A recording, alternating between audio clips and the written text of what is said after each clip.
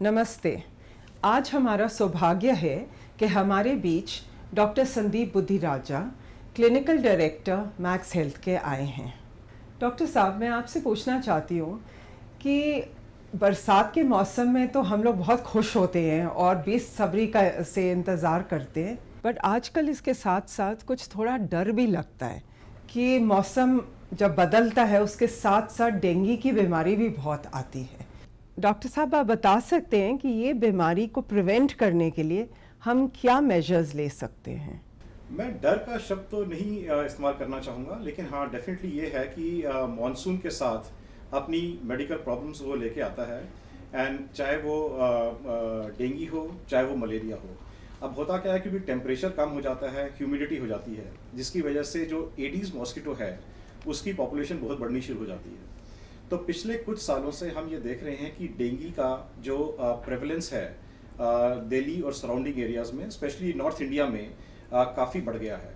आगे ये एक पीरियोडिसिटी से आता था, मतलब हम समझते थे कि 4 साल के बाद एक आउटब्रेक होगा, लेकिन वो जो पैटर्न है सीजनैलिटी का वो अब ख़त्म हो गया है और हम प्रैक्टिकली हर साल equally explosive number of dengue cases देख रहे हैं। अच्छा, तो इसका मतलब है कि साइंस इतना काफ़ी प्रोग्रेस कर चुकी है और फिर भी हम एक छोटे से मच्छर पर काबू नहीं कर पाए।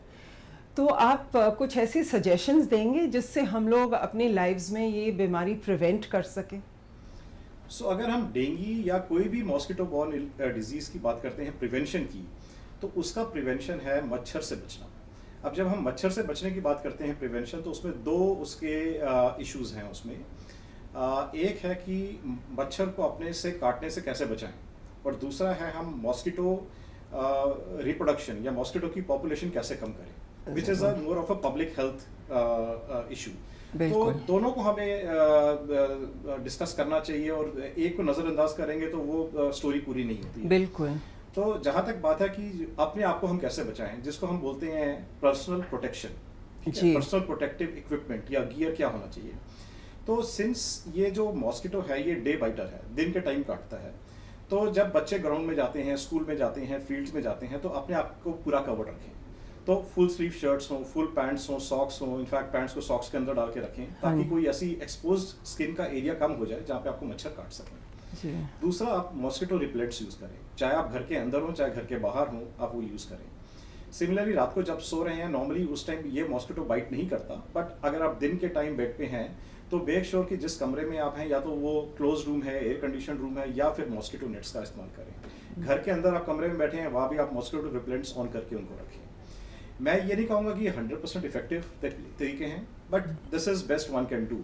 और आजकल बड़े सारे नेचुरल मॉस्किटो रिपेलेंट्स भी आ गए हैं, जिनको प्रॉब्लम है कि कुछ केमिकल बेस्ड हम यूज़ नहीं करना चाहिए। हाँ जी, हाँ। तो ये आपके लेमन ग्रास बेस्ड आते हैं, वो भी एंटी मॉस्किटो मेजर्स हैं। तो इनको अडॉप्ट करना है। दूसरा, ये जो मॉस्किटो है ये बहुत दूर से नहीं आता, ये आपके घर के आसपास ही पैदा होता है। तो अगर हम कहें कि ये सारा काम अब सरकार का है कि वो क्लीनलीनेस और हाइजीन वो करेंगे, वो ठीक नहीं है। हमारा अपना भी रोल है, और उसमें जो आपके घर में टायर्स हैं या ट्यूब्स हैं या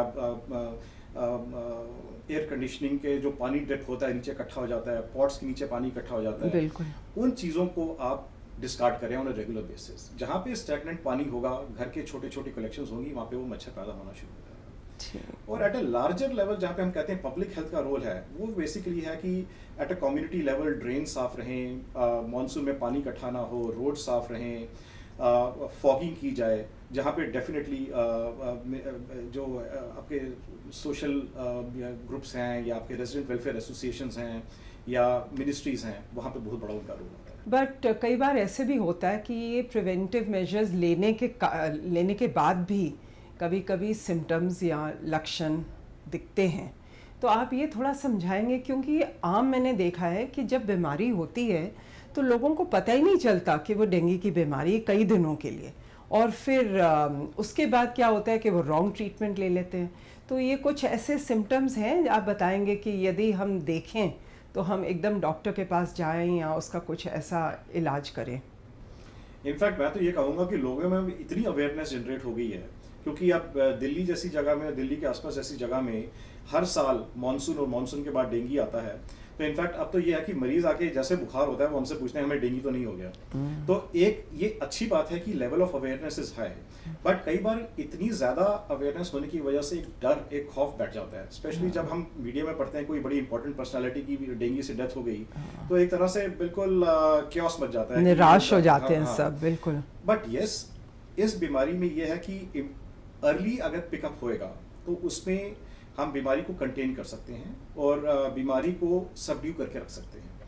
अब ये since it's a viral illness, तो इसके सिम्टम्स नॉर्मल वायरल इन्फेक्शन की तरह होते हैं। तो वो एक sudden onset high grade fever के साथ प्रेजेंट करता है, साथ में सिवियर हेडेक्स होती हैं आंखों के पीछे, जिसको हम रेट्रो ऑर्बिटल हेडेक्स बोलते हैं, वो बड़े क्लासिकल हैं इसकी।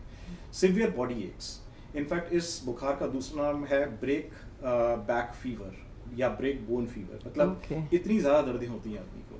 इसके साथ फ्लू लाइक सिम्टम्स हो सकते हैं, लूज मोशंस, पेट दर्द, जो बड़े नॉन स्पेसिफिक सिम्टम्स हैं।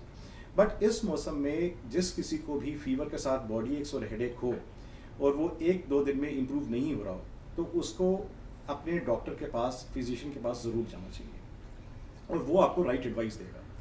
घर के लिए जो डूज एंड डोंट्स वो हैं कि आपको एक तो अपना फ्लूइड इंटेक, पानी का इंटेक अच्छा रखना चाहिए जी। दूसरा, क्योंकि इसमें फीवर और बॉडी एक्स होते हैं तो आदमी बड़े कॉम्बिनेशंस अवेलेबल जो ऑफ द काउंटर हैं पेन किलर्स के, वो लेना शुरू कर देते हैं।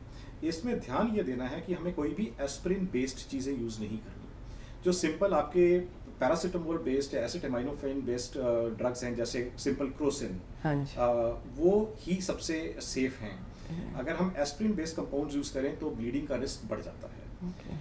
कुछ केसेस में माइल्ड ब्लीडिंग स्किन के नीचे या माइल्ड ब्लीडिंग नोज से या मुंह से हो सकती है, जो कि नॉर्मली एक माइनर ब्लीडिंग ही कही जाती है। बट इस स्टेज की वेट नहीं करनी चाहिए। इनिशियल, जैसे मैंने आपको बताया, घर में जो ध्यान डूज एंड डोंट्स हैं वो करने के बाद अगर फीवर कंट्रोल में नहीं आ रहा तो आपको अपनी डॉक्टरी सलाह ज़रूर लेनी चाहिए। ठीक है, आपने बहुत जानकारी दी, तो उससे मुझे क्या समझ आई कि पहले तो अपने घर और अपने आसपास के वातावरण में मच्छर को पैदा होने ही ना दें, सफाई रखें, पानी ना इकट्ठा होने दें, कूलर्स को साफ़ करें, एयर कंडीशनर्स की सफाई रखें। दूसरा, अपनी प्रोटेक्शन ज़रूर करें, फुल स्लीव्ड, और जैसे आपने कहा कि बच्चों को पैंट सॉक्स में रखनी चाहिए। दिन में अगर सोएं तो फिर हमको ध्यान रखना है कि कोई मस्कीटो रिपेलेंट या कुछ लगाना है। सिम्टम्स जैसे कि आपने बताया कि हमको देखना है कि अगर बुखार ज़्यादा है या आँख के पीछे दर्द है तो हमको ये ध्यान रखना, और अगर फीवर अनकंट्रोल्ड है तो ज़रूर डॉक्टर को दिखाएं।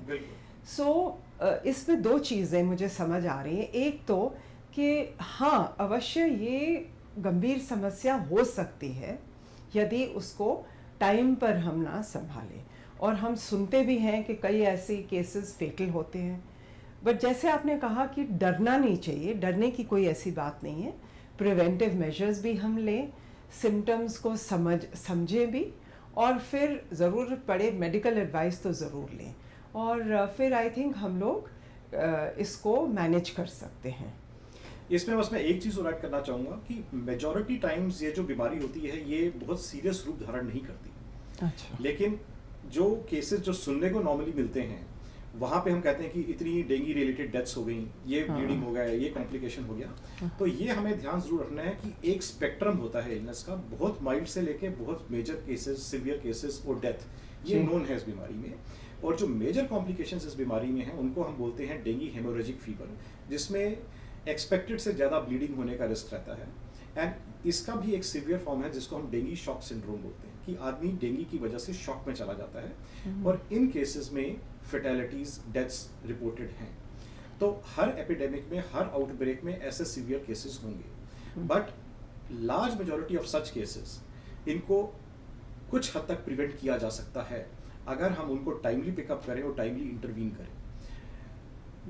बहुत रिक्वायरमेंट आती है कि प्लेटलेट कम हो गया जी, प्लेटलेट चढ़ा दो, हमें प्लेटलेट चढ़ा दो, ये एक और बहुत मिथ है। अननेसेसरी प्लेटलेट ट्रांसफ्यूजन का कोई फायदा नहीं होता। तो वो एक डॉक्टर ही आपके लिए डिसाइड कर पाएगा कि किस स्टेज पे ट्रांसफ्यूजन देने चाहिए, किस पे नहीं देने चाहिए। एज अ पेशेंट एडवाइस यही है कि आप टाइमली अपनी मेडिकल हेल्प लीजिए एंड जो आपको डॉक्टर कहे उसको फॉलो करिए। राइट, हाँ, आपने जो जानकारी दी उससे मुझे काफ़ी इन्फॉर्मेशन मिली है। और एक चीज़ अभी मैं कहना चाहूँगी कि हमें संग शक्ति दिखानी है, यानी कि हम सब लोगों को इकट्ठे काम करना है। हम अपने आप को तो प्रोटेक्ट कर सकते हैं, बट यदि हम इकट्ठे होके एनवायरनमेंट को स्वच्छ ना रखें तो आपके कारण मुझे बीमारी हो जाएगी, मेरे कारण आपको हो जाएगी, और ऐसे ये फैलती रहेगी। सो आई थिंक इसमें बहुत ज़रूरी है कि हम लोग सब, चाहे सरकार हो, चाहे प्राइवेट हॉस्पिटल हो, चाहे हम लोग सिविल सोसाइटी हो, सिटीजन्स, स्टूडेंट्स, सभी को इकट्ठे मिलकर ये सोच के चलना है कि हमें दिल्ली को डेंगू मुक्त बनाना है। Thank you very much doctor.